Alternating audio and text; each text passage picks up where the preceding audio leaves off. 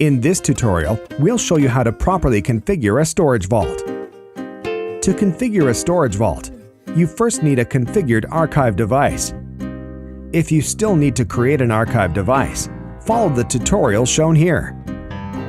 What does a storage vault actually do?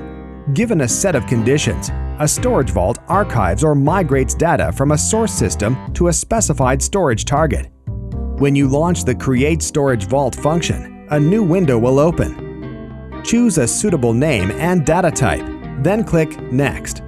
If you selected PoINT TAF's data sources, as shown in this example, you will also need to specify the client computer and the data source. For all other data source types, you only need to enter the data source. Once you've completed these steps, your performance tier is fully configured. For a two-tier storage vault, once the performance tier is configured, you will also need to configure either the capacity tier and the migration policies, or the archive tier and the archive policies.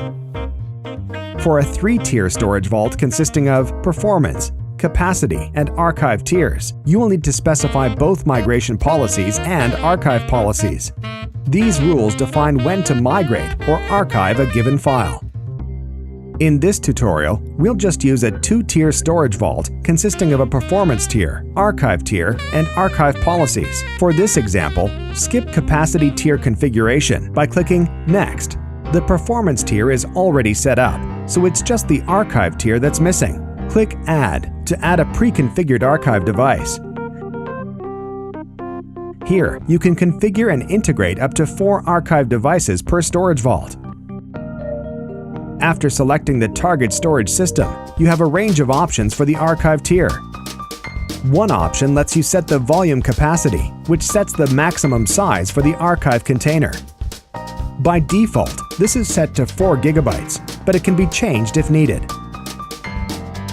For our example, we will set the archive policies to archive data older than 90 days from the performance tier. Stubs will be used to retain transparent read access.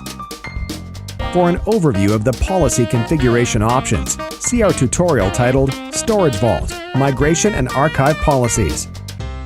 Click Create to finish configuring the storage vault. Congratulations! Your PoINT Storage Manager is now fully configured. You can add to it as necessary.